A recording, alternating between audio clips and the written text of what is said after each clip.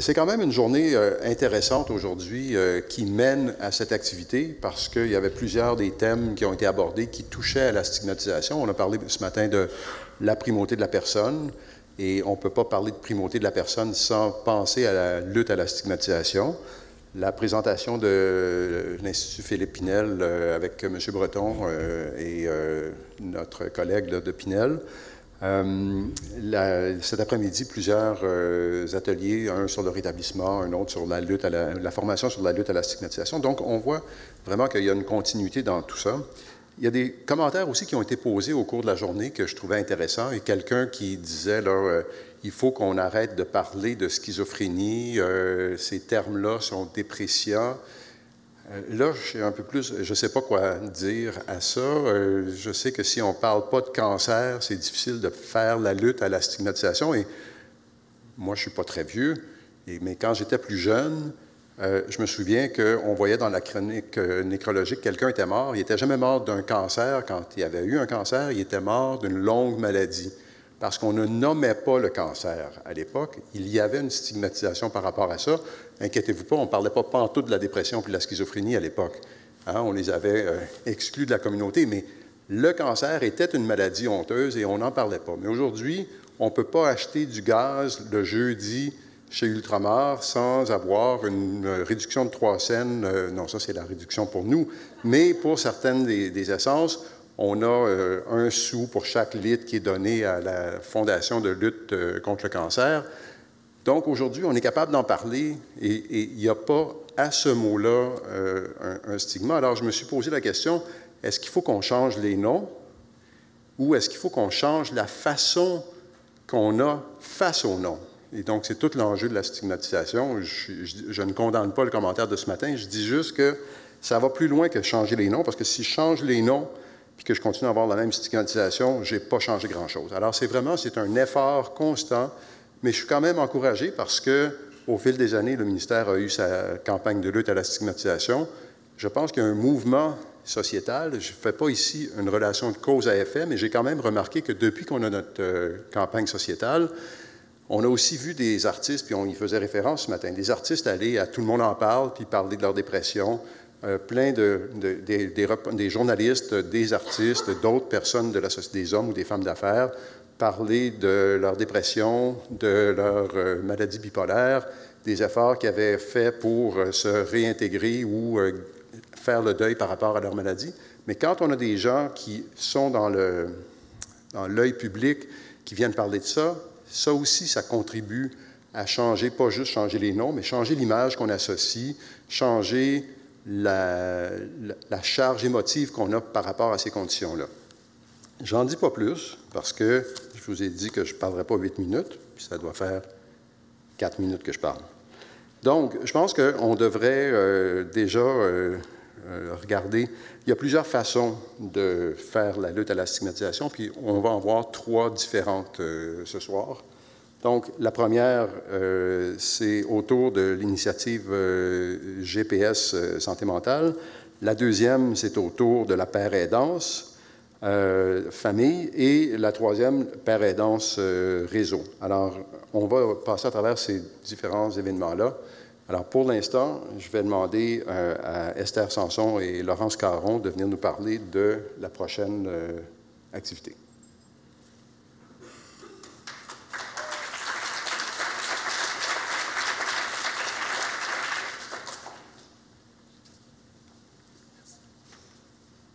Merci, Dr. Delorme. Bonjour à tous. En 2014, le GPSSM a tenu sa première journée nationale de lutte contre la stigmatisation. À l'époque, on en a profité, on a fait le lancement du cadre de référence sur la lutte contre la stigmatisation. Alors aujourd'hui, on est 2 ans plus tard, et c'est avec plaisir que je viens ici vous annoncer qu'on fait le lancement d'une nouvelle formation, qui est une formation sur la lutte contre la stigmatisation, mais spécifiquement adressée au réseau de la santé. Alors, c'est ce que je voulais vous dire aujourd'hui. Donc, entre ces 2 années-là, il y a eu évidemment d'autres formations et des outils aussi de développer, puis Laurence va faire le tour tantôt de ces outils-là. On peut se demander pourquoi on s'adresse à la lutte contre la stigmatisation dans le réseau de la santé. On pourrait être porté à penser, par exemple, que la stigmatisation, c'est beaucoup plus à l'extérieur, et effectivement, c'est à l'extérieur aussi, on ne se le cachera pas. C'est un phénomène sociétal, c'est un phénomène qui est connu comme étant à l'extérieur, puis je pense qu'on est tous unis contre cette stigmatisation-là. Mais la stigmatisation dans le réseau, elle est aussi présente. Et quand on a fait les travaux au GPSSM, ça avait été vraiment nommé dès le début des travaux, avant même qu'on sorte le cadre de référence en 2013. Ça a fait partie de notre cadre de référence. Ça a été mentionné qu'il fallait faire des actions en ce sens-là aussi. Donc, nous, on avait vraiment ça à cœur. Et je vous dirais, c'est venu ces échos-là, à la fois des personnes qui vivent avec un problème de santé mentale, mais également d'intervenants dans le réseau, entre autres du réseau des infirmières aussi, qui avait nommé qu'il y avait beaucoup de stigmatisation dans le réseau de la santé. On est allé voir aussi dans la recension des écrits qu'est-ce qu'il y avait à ce sujet-là, puis il y avait quand même passablement de littérature. Donc, on s'est tourné l'été dernier vers la direction de la santé mentale pour se faire financer le développement d'une formation qui soit spécifiquement axée sur la lutte à la stigmatisation dans le réseau. Alors, c'est ce qu'on a obtenu à l'automne dernier.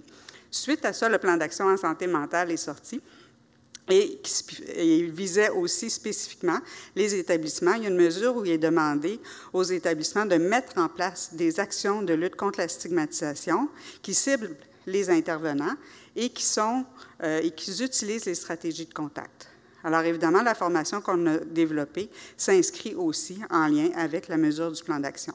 Ceci dit en passant, ce n'est pas seulement au Québec que c'est nommé la stigmatisation dans le réseau de la santé, c'est vraiment reconnu ailleurs. Le commissaire de la santé et au bien-être au Québec en a parlé, mais il y a des associations canadiennes d'infirmières qui en parlent également. En Ontario, c'est nommé aussi. Donc, c'est un phénomène qui est répandu, qui est nommé et auquel on a décidé de s'attaquer.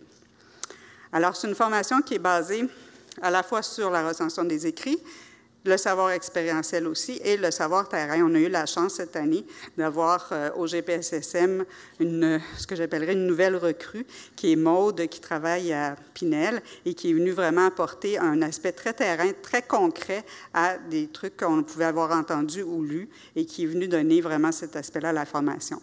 Aujourd'hui, on a eu un groupe de cobayes. Il y en a quelques-uns qui sont dans la salle. Donc, c'est la première fois qu'on la donnait formellement dans son bloc de 3 heures, la formation.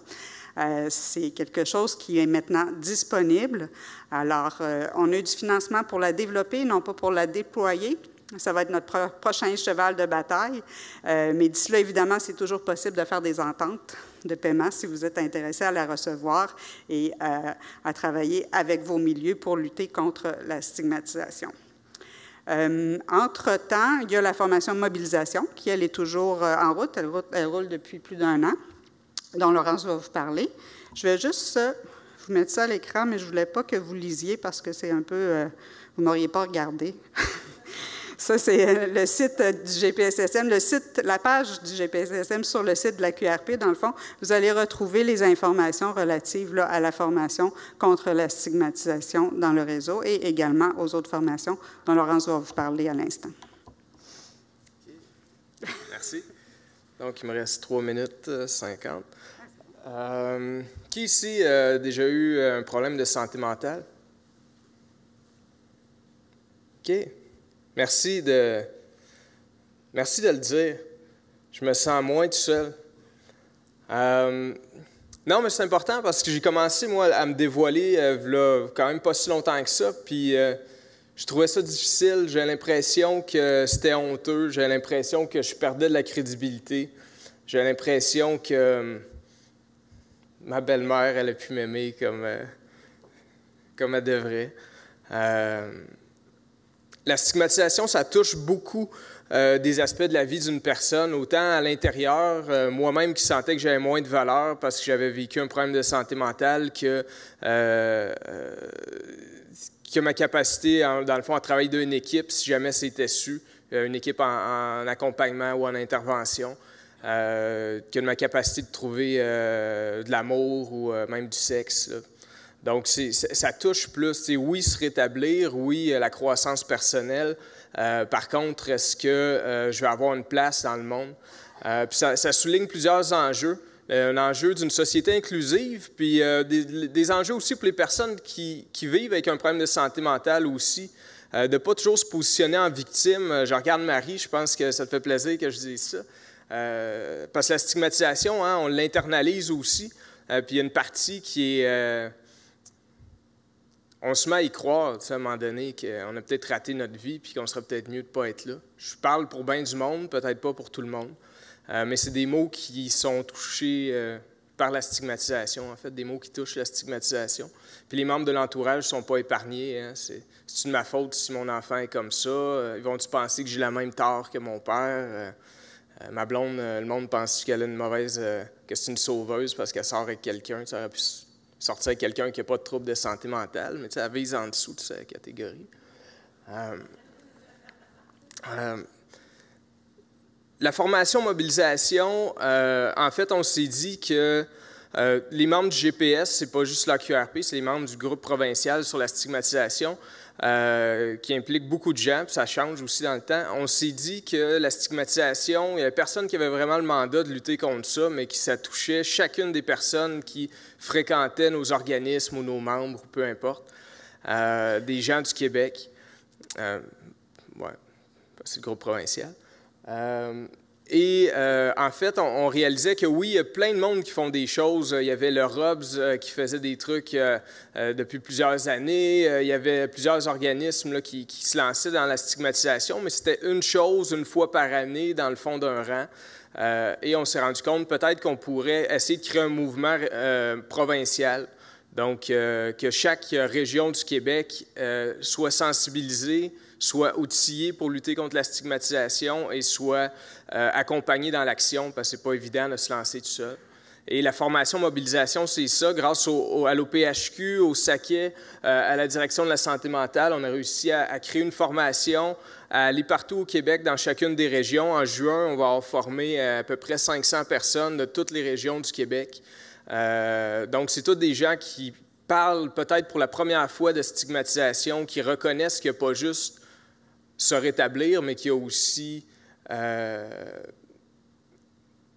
faire partie de la société à part entière, être reconnu dans ses forces, être reconnu dans sa complémentarité. C'est quelque chose qui se fait, puis qu'un peu partout, il y a plein de gens qui agissent. Même, il y a la FAPAM ici, qui a un plan triennal. Il y a la Trocasmat, qui est en Abitibi-Témiscamingue, qui s'est fait un comité régional de lutte contre la stigmatisation. Il y a la Maison Réalité puis l'Apogée en Outaouais, qui font des bibliothèques vivantes. Pour ceux qui ne connaissent pas, vous irez voir Guylaine Cloutier, qui est là. Il y a eu des marches sur la stigmatisation dans toutes les régions du Québec, donc de Chibougamau à les îles de la Madeleine. Il y a des gens qui sont ou qui vont être formés puis qui commencent à agir, puis il y en a déjà qui ont commencé. Donc, c'est un mouvement dans les régions, c'est un mouvement national. Ceux qui faisaient déjà quelque chose ne sont plus seuls. Puis moi, c'est quelque chose qui m'émeut. Ça fait que je vais finir là-dessus. Merci. Ah, puis il y a les outils. Je pensais que c'était mieux de parler. Merci, Laurence. Oui, effectivement, on voulait aussi vous parler des outils, fait que rapidement. Oui. Au cours de la dernière année, en fait, grâce à une subvention de l'OPHQ, on a développé 4 mini-guides. Le cadre de référence, je n'en parle pas parce que vous le connaissez sans doute, mais ces 4 mini-guides-là, ils ont 4 thèmes différents. Le dévoilement, la bibliothèque vivante, évaluer vos actions, puis exemple de stratégie inspirante. Le dévoilement, pourquoi? Parce qu'on insiste beaucoup sur la stratégie de contact pour que les gens luttent contre la stigmatisation, puis en même temps, derrière de cette stratégie-là, il y a le dévoilement. Il faut le réfléchir, prendre une décision qui n'est pas toujours celle de se dévoiler. Et les gens qui accompagnent aussi les personnes qui souhaitent entreprendre ce processus-là doivent aussi savoir comment. Donc, mini-guide dévoilement. Bibliothèque vivante, je dis juste une chose. Si on avait eu ce guide-là, quand on a monté une bibliothèque vivante il y a 2 ans, la première journée nationale de lutte contre la stigmatisation, on aurait été vraiment, vraiment heureux d'avoir ça entre les mains. C'est très complet puis très détaillé. Évaluer vos actions simplement pour pas oublier d'évaluer ce qu'on fait et surtout ce que ça donne, pas juste si les gens ont aimé ça, mais surtout ce que ça donne également. Laurent, je te laisse parler des vidéos parce que tu as beaucoup travaillé sur les vidéos. Bon, je prendrai à peu près 15 secondes, là, désolé pour le retard de temps. On a eu la chance de rencontrer des personnes qui ont vécu un problème de santé mentale, des membres de l'entourage aussi, ils ne sont pas encore, là, ils vont être inclus tranquillement dans les vidéos, qui parlent de stigmatisation. C'est des beaux outils en ligne, comme les outils, par exemple, sur le dévoilement. Juste le dire, celui-là, vous pouvez faire un témoignage de 10 minutes, là, vraiment facilement. Mais avec ces capsules-là, si vous voulez parler de stigmatisation dans vos organismes, dans votre vie personnelle, vous voyez ici des divers exemples au quotidien, quand des gens parlent des amitiés. C'est toutes des nuances, hein. On ne se fait pas toujours rejeter. Là. Des fois, c'est juste qu'on a une mauvaise hygiène puis que le monde se tasse. Donc, tout n'est pas de la stigmatisation et c'est toutes ces nuances-là, en fait, qu'on regarde dans les capsules, les amitiés, les amours, les vies professionnelles, les stigmatiseurs, stigmatisés, parce qu'on n'est pas exempts, là, nous autres, là, de mettre le monde dans de les faire descendre l'échelle sociale, là. Donc, la stigmatisation internalisée, c'est vraiment bien. La stigmatisation dans le réseau de la santé aussi, des belles capsules qui stimulent des discussions. Tout n'est pas là. Tout va être autour de la discussion. La motivation à se dévoiler, donc des gens qui parlent de pourquoi eux se dévoilent, pourquoi eux prennent ce risque-là pour changer la société, ce qui n'est pas obligé d'être... tout le monde n'est pas obligé de le faire. Et les effets de la stigmatisation sur la demande d'aide aussi, là, le fait que plusieurs personnes évitent de demander de l'aide par crainte des préjugés, puis on le voit dans nos milieux. Hein. Je ne suis pas fou, je n'ai pas besoin d'aller voir un psychologue, je ne suis pas fou, je n'ai pas besoin d'eux. Je ne me ferai pas enfermer 2 fois, il y a plein de monde. Là, donc, c'est toutes des belles capsules là-dessus, des gens courageux qui parlent de ça. Donc, je vous invite à les regarder, c'est gratuit en ligne. C'est beau. Alors, merci beaucoup. Si vous avez des questions ou vous souhaitez plus d'informations, vous pouvez me contacter ou Laurence là, principalement, mais il y a aussi Guylaine qui travaille avec nous au GPSSM et Sophia également. Alors, bon 5 à 7 tout le monde.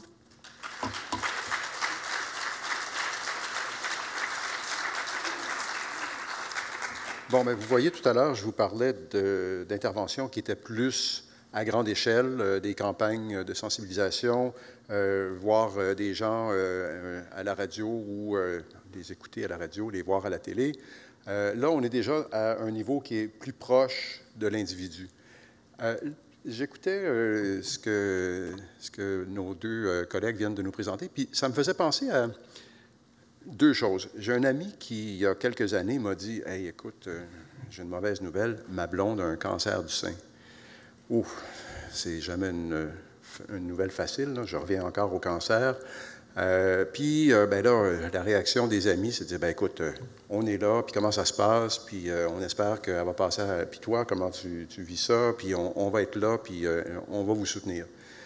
Puis, je connais quelqu'un à Québec qui me disait que quand elle a fait une dépression, son chum a dit ça à ses chums à lui, puis il va dire, « Hey, lâche-moi ça, c'est une maudite folle. » Non, non, mais tu y penses, ce que Laurence disait tout à l'heure, là, ça me faisait penser à ça. Puis, il ne viendrait pas à l'esprit aujourd'hui de dire, moi, mon chum, ben, lâche-la, elle est malade, hey, tu sais. Mais on entend encore ça. Alors, ces mesures-là, il faut, je pense, partir du grand, du social, du systémique, mais il faut aller jusqu'au contact. Et la littérature nous dit que les interventions de contact sont particulièrement importantes. Et on n'a rien inventé avec ça au Québec, mais on soutient les pères aidants depuis plusieurs années et c'est certainement une forme de mise en contact qui me tient, moi, à cœur beaucoup. Ça fait plusieurs années qu'on le fait. Chaque fois qu'on a une cohorte qui vient ici, là, ça me rend toujours un peu émotif. Je suis toujours très fier d'eux. Alors, je vais inviter Mme Diane Riendeau. Je ne sais pas s'il y a une erreur de... C'est bien Riendeau, parce que c'est écrit Riendeau. Riendeau, bon. Qui est, à ma connaissance, notre première père aidante famille au Québec. Alors, et je vais...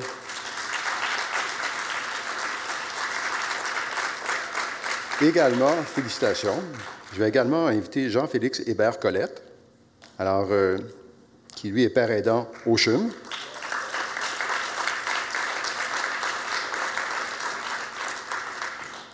Et je pense qu'il y en a quelques autres dans la salle qui vont recevoir leur attestation. Je vous invite tout de suite à monter. Puis, on va écouter ce que nos deux pères aidants ici ont à nous dire, et je pense que ça va être extrêmement instructif. Montez sur la scène, s'il vous plaît. Je pense qu'il y a une place prédéterminée, là, ou un ordre prédéterminé. Je vous laisse prendre votre place, puis je vous laisse...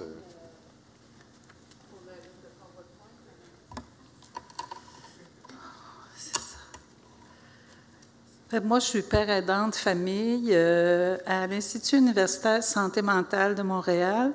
Pour ceux qui n'étaient pas dans l'atelier, là, c'est un projet pilote avec la SQS et l'Institut universitaire en santé mentale de Montréal. Je suis père aidante famille depuis juin 2014 et c'est la QRP qui nous a fait une formation pour devenir père aidante famille. Fait que là, j'ai un témoignage à vous faire. C'est un témoignage autant personnel qu'au niveau professionnel. Quand tu apprends que la personne que tu aimes le plus au monde, à 21 ans, à sa première session à l'université, souffre de la maladie mentale la plus invalidante, c'est une tonne de briques qui te tombe dessus. Le monde continue à vivre, continue à rire, mais toi, tu vis plus, tu ris plus, tu pleures, tu penses que l'avenir de ton fils est terminé. C'est une souffrance de tous les instants. Tu as toujours le mot schizophrénie en tête, continuellement. Au bout de quelques mois de désespoir, je ne pouvais pas continuer comme ça, j'avais besoin d'aide, mais j'ai un tempérament de battante. Je me suis dit, c'est pas vrai, la maladie ne l'emportera pas. Je me suis relevée. Graduellement, j'étais excessivement souffrante. Mon fils refusait la médication. Je me sentais impuissante et mon conjoint, lui, vivait une colère immense concernant la consommation de notre fils. Puis en plus, qui ne voulait pas se faire traiter, j'étais toujours prise entre les deux. Et ça a duré 1 an. J'ai trouvé, au bout d'une bouée de sauvetage, quand je m'en allais directement dans la dépression, j'avais une double tâche. Je devais accompagner mon fils, le soutenir et calmer mon conjoint, dont le cheminement a été différent du mien. Finalement, ce sont 2 intervenantes de l'APAM Rive-Sud et de la SQS qui m'ont aidée, et 8 ans plus tard, j'étais prête à donner au suivant. Je voulais faire bénéficier d'autres familles de mon expérience.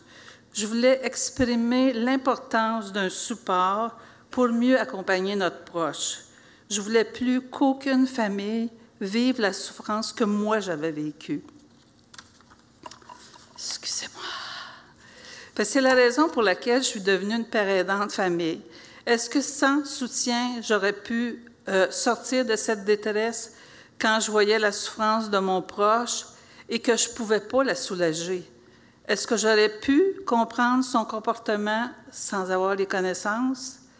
Maintenant, comme père aidant de famille, j'écoute l'histoire des familles, je prends le temps qu'il faut parce qu'on sait que les professionnels de la santé n'ont pas le temps pour les familles. Elles ont réellement besoin qu'on les écoute. Et souvent, ce n'est pas à partir du diagnostic qu'on devrait les écouter. L'histoire, des fois, ça a commencé 5 ans avant le diagnostic. Comme père aidant de famille, ce que je fais, je donne de l'espoir en leur racontant le cheminement de mon fils qui s'en va vers le rétablissement. J'ai parcouru, comme parent, les différentes étapes du deuil pour en arriver non pas à accepter, mais à apprendre et à vivre et apprécier un fils qui est différent, et je suis très fière de lui maintenant. J'ai rencontré aussi d'autres personnes merveilleuses qui se sont rétablies. Comme père aidant de famille, j'incite les familles à parfaire leur connaissance sur la maladie afin de la comprendre pour mieux accompagner leurs proches. Avec les connaissances, on peut faire face, on peut même combattre les préjugés. Qui sont les personnes les plus habilitées à déstigmatiser la maladie mentale? Ce sont les personnes qui vivent avec la maladie mentale et l'entourage et la famille. Mon fils aussi a été ostracisé. J'ai décidé de briser le silence sur les tabous qui existent. Au lieu d'exclure de mon environnement les personnes qui vivaient avec la maladie mentale, je m'en suis fait des amis. Elles m'en apprennent beaucoup sur la maladie. Comme père aidant de famille, ce que je fais également, je tente de diminuer l'inquiétude des familles concernant le futur de leurs proches. Ce sont en premier lieu pas uniquement une maladie, ce sont d'abord des personnes. Et une fois que la médication est ajustée, ces personnes-là peuvent vivre une vie satisfaisante, pleine et entière. En plus des connaissances et l'espoir que je donne aux familles, comme père aidant de famille, ça prend de la patience. Le rétablissement peut être long, sinueux, différent pour chacun. J'invite les parents à savourer la moindre petite victoire de leurs proches. On appelle ça la théorie des petits pas. Une fois que leur proche est sorti de l'Institut, je demeure disponible pour les familles et je fais un suivi 3 mois plus tard. J'invite les parents à ne pas demeurer seuls parce que c'est le reste de leur vie qu'ils vont apprendre à vivre avec une personne qui a un diagnostic de maladie mentale. Je les invite à fréquenter des organismes de soutien, des associations de parents. Pour les professionnels en soins, mon expertise, c'est mon vécu expérientiel, puis mon souhait le plus cher, c'est de devenir un partenaire à part entière de l'équipe traitante. Je travaille fort pour y arriver depuis juin 2014. Le père aidant famille, c'est un outil de plus que toutes les familles, pour que toutes les familles qui cheminent à travers la maladie mentale soient accompagnées par un père aidant famille, et ce, à travers le Québec. Je pense que c'est indispensable d'avoir des pères aidants famille comme des pères aidants dans toutes les équipes en santé mentale. Je vais terminer en vous partageant un message que j'aime répéter aux familles. Il ne faut pas pousser son proche à avancer, ni le tirer, mais l'accompagner, c'est-à-dire marcher à côté de lui à son rythme. Merci.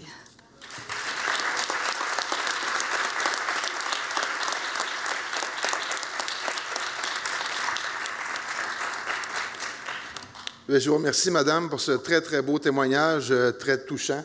Moi, quand j'ai été malade, puis j'étais en état de crise, j'étais à l'hôpital dans le temps, mes parents ont vécu beaucoup, beaucoup de détresse à l'époque. Ils ont vécu beaucoup de solitude. Leurs proches les ont abandonnés pendant un certain temps, en tout cas. Puis, il y aurait vraiment eu besoin d'un père aidant en famille. Je pense que votre service a beaucoup d'avenir. Je voudrais premièrement faire des remerciements et des félicitations. Des félicitations aux étudiants finissants qui est avec moi dans ma cohorte. Le cours des pères aidants, c'est un cours difficile au niveau académique, mais difficile aussi au niveau émotionnel. Donc, je vous félicite et je vous remercie de votre présence ici ce soir. J'aimerais remercier nos 2 formatrices, Sandrine Rousseau et Guylaine Cloutier, qui ont toujours agi avec nous avec humour, mais aussi avec sérieux lorsque c'était nécessaire. Vous savez, un cours de père aidant, ça vient remuer beaucoup de choses de notre passé, beaucoup de souvenirs. Donc, des fois, ça mérite un certain sérieux. Donc, je vous remercie. Je voudrais remercier aussi la QRP et l'Université Laval qui offrent le cours des pères aidants année après année et qui ont déjà formé plus de 130 pères aidants à venir jusqu'à date. Pour ceux qui ne connaissent pas le cours des pères aidants, je vais vous en parler une petite minute. Le cours dure 12 jours, 2 semaines en fait. C'est sur le campus de Notre-Dame-de-Foix, près de Québec. Puis, c'est un cours qui est accrédité par l'Université Laval et c'est vraiment une expérience unique pour ceux qui l'ont vécu. J'ai des souvenirs absolument mémorables de mon cours. Entre autres, tout était portion témoignages, quand on faisait des témoignages ensemble. Les mises en situation qu'on faisait pour se pratiquer. Le feu qu'on a fait au bord du lac un soir tous ensemble. Et bien sûr, le fameux talent show qui a eu lieu à la fin du cours. Donc, ceux qui sont dans la salle et qui vont participer au cours vont avoir la chance de faire ça. J'aimerais maintenant vous parler, pour finir, des buts et des défis des pères aidants. C'est sûr que l'intégration dans les équipes de travail est toujours un défi pour les pères aidants. Ça se passe de mieux en mieux. Moi, ça a très bien été. Je dirais même que c'était exceptionnel. Puis, on est content de voir que ça va de mieux en mieux. Il y a bien sûr la reconnaissance du titre d'emploi de père aidant, la reconnaissance officielle du titre d'emploi. Et bien sûr, contrer la stigmatisation. Vous savez, les pères aidants sont les meilleurs ambassadeurs du rétablissement, donc embauchez des pères aidants. Merci.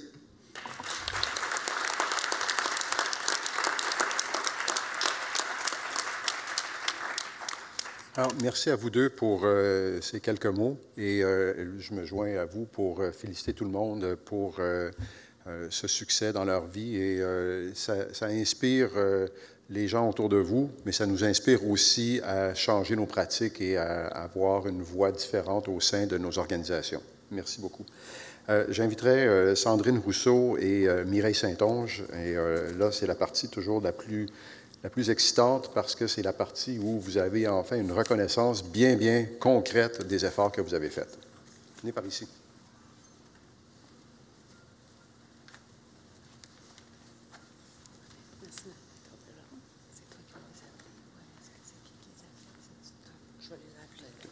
Parfait. Bonjour, merci d'être ici en grand nombre. Merci à Hébert Félix Colette puis Mme Riendeau pour son allocution. Les pères aidants, dans le fond, je ne veux pas prendre du temps de micro. Les pères aidants, quand ils font la formation, ils ressortent avec beaucoup de fierté. Nous aussi, on est fiers d'eux. Et la remise de diplôme, ça fait longtemps qu'ils l'attendent. Donc, on a préparé un PowerPoint parce que il y a la moitié des pères aidants qui ne sont pas présents en ce moment. Malheureusement, ils n'ont pas pu se déplacer pour recevoir leur diplôme. Mais on va quand même vous montrer leur visage. Puis, ils vont recevoir leur diplôme par la poste par la suite. Donc, on en a 5 qui sont avec nous ce soir. Il y a Mireille Saint-Onge, qui est directrice du premier cycle en travail social pour remettre les diplômes, et Dr Delorme aussi, qui, à chaque année, vient féliciter les finissants. Donc, j'appelle... Oui. OK. Oui, donc Steve Despont, de Québec.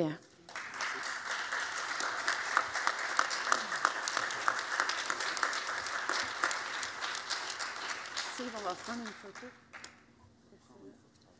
Prendre une photo.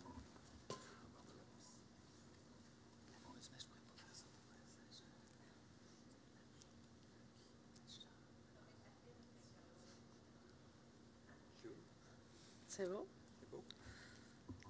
Oui, OK, on enchaîne. Alors, Jérôme Desrosiers du Saguenay-Lac-Saint-Jean n'a pas pu se déplacer. Jean-Félix Hébert-Colette de Montréal.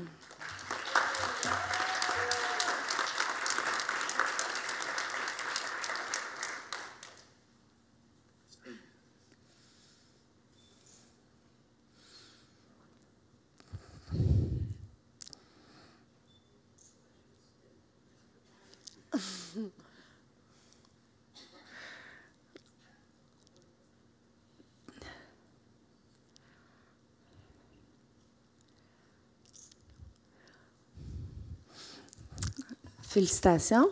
Daniel Lachance des Laurentides n'est pas ici ce soir. Brigitte Lassalle de Québec non plus n'a pas pu se déplacer. C'est tous des pères aidants qui ont suivi la formation, qui ont été toutes certifiées cette année. Émilie Lebrun de Chaudière-Appalaches, qui travaille avec nous à la QRP. Mélanie Poulain.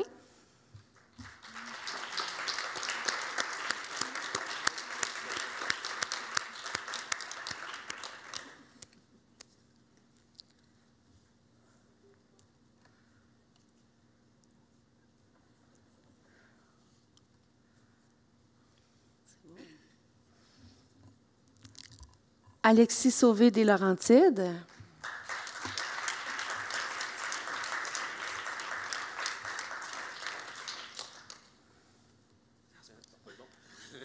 C'est pas bon.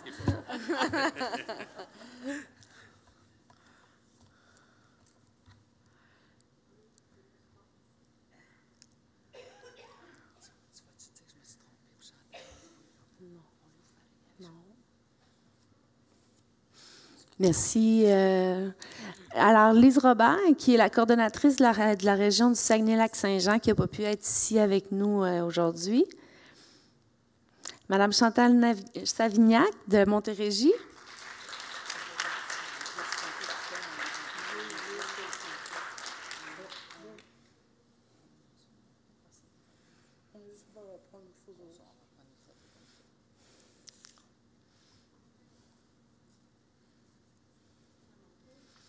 Félicitations.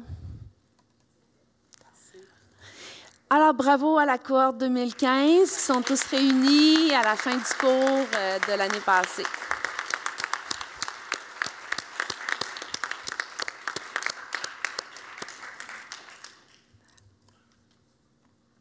Alors, je remercie, je repasse la parole à M. Delorme. Félicitations tout le monde, c'est vraiment une expérience et je pense que vous allez, à partir de maintenant, continuer à faire des efforts là, pour lutter dans le quotidien des gens autour de vous contre la stigmatisation. Bravo. Et on va conclure.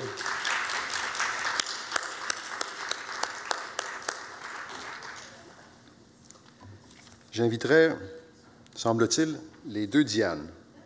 J'imagine qu'elles vont se reconnaître. En fait, il s'agit de Diane Vinette et de Diane Harvey, de la QRP et de l'ACSM Montréal. Là, il faut faire attention au nom. Alors, et on va conclure là-dessus. Alors, je vous laisse... Peux-tu parler d'eux en même temps? Oui, on va le voir de toute façon. Attends un peu, on va juste vérifier le micro. C'est bon? Vous nous entendez?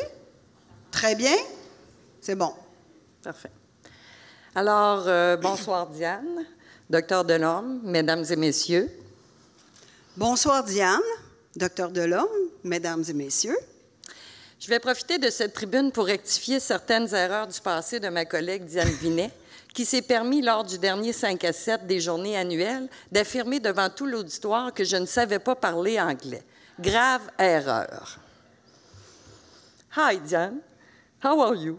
Digidoo, and you? Oh, I'm very good. And I wish that you have a good day because it's your birthday. Happy birthday, dear Diana. Hey! Ça, c'était pas prévu. Thank you, Diane. Thank you. Bon, maintenant qu'on a prouvé à tout le monde qu'on maîtrise très bien la langue de Shakespeare, nous avons décidé de nous lancer un nouveau défi, Diane et moi, et depuis peu, nous avons commencé à suivre des cours par correspondance de nage synchronisé. 1, 2, 3. Mesdames et messieurs, c'est avec grand plaisir que nous vous invitons à ce 5 à 7 original où votre participation est importante. En effet, ma collègue... Excusez, on recommence. C'est parce que ça fait pas longtemps qu'on fait de la nage synchronisée, hein? Troisième cours. En effet, vous pourrez y vivre une expérience collective de promotion de la santé mentale et de lutte contre la stigmatisation qui, selon votre implication, vous méritera une consommation gratuite. Je vous explique. C'est pas compliqué. C'est un happy hour. Alors, le 5 à 7 va avoir lieu tout simplement au 4e étage, près du ciel. À l'entrée... OK, excuse-moi. À l'entrée, vous recevrez 2 coupons, un vert et un rouge. Sur le coupon rouge, vous devez y inscrire un préjugé que vous avez à l'égard de la santé mentale malgré toute votre bonne volonté. On en a tous un petit caché quelque part. Et pour le coupon vert? Sur le coupon vert, vous devez y inscrire une action pour promouvoir ou favoriser la bonne santé mentale dans votre environnement personnel ou professionnel. Vous devez ensuite déposer ces coupons, le rouge à la poubelle, à bas les préjugés, le vert dans une merveilleuse boîte à idées. Votre devoir étant fait, vous recevrez alors un coupon pour votre consommation. Le vert c'est signe d'espoir. Vous avez remarqué aujourd'hui, tout le monde porte son petit machin vert pour l'espoir. Alors, c'est aussi la couleur pour parler haut et fort de la santé mentale. Dans le cadre de la Semaine nationale de la santé mentale initiée par l'Association canadienne pour la santé mentale en 1951, nous sommes aujourd'hui à la 65e édition. Il s'agit d'un moment fort de l'année pour souligner l'importance d'une bonne santé mentale pour tous les citoyens, leur collectivité et la société dans son ensemble. Parler haut et fort signifie se faire entendre pour reconnaître la santé mentale comme une ressource individuelle tout autant que collective à laquelle contribue l'ensemble de la société. C'est se faire entendre pour nourrir et consolider les compétences individuelles et les environnements favorables à la santé mentale. C'est se faire entendre pour reconnaître les déterminants multiples et variés de la santé mentale et réduire les inégalités sociales. Pour ce faire, nous vous invitons à porter le vert fièrement toute la semaine et plus encore. 65 ans, c'est important, c'est quand même l'âge de la retraite. La QRP à côté est toute jeune. Nous, notre 25e, pour fêter ça, on a décidé d'inviter le docteur Marianne Farkas de l'Université de Boston, une célèbre pionnière en matière de rétablissement et en transformation des services. Et donc, on la reçoit à notre AGA le 3 juin prochain à Montréal, au marché Jean Talon. Et ce n'est pas une blague. Imaginez, le marché Jean Talon, c'est quand même bien, là. Pour les Montréalais, on le sait. Parfait. Alors, ça va être original. On vous attend le 3 juin. Et à l'automne, toujours pour notre 25 ans, nous allons lancer un répertoire. 25 ans, 25 histoires à succès. Quel bel anniversaire. Bienvenue à tous à cet important 5 à 7. Laissons tomber nos préjugés à la poubelle.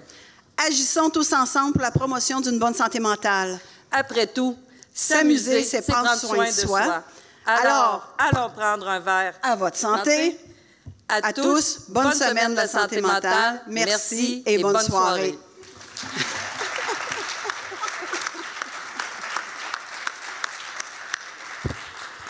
Alors, ça conclut. Merci beaucoup. Je note que le chapitre 1 a été très bien maîtrisé, mais que le chapitre 2 reste encore un petit peu à travailler. Alors, juste 3 leçons, c'est quand même bon. Alors, bon 5 à 7, bonne semaine de santé mentale, bonne première journée des journées annuelles de santé mentale, et on se revoit demain pour plusieurs d'entre vous. Merci beaucoup.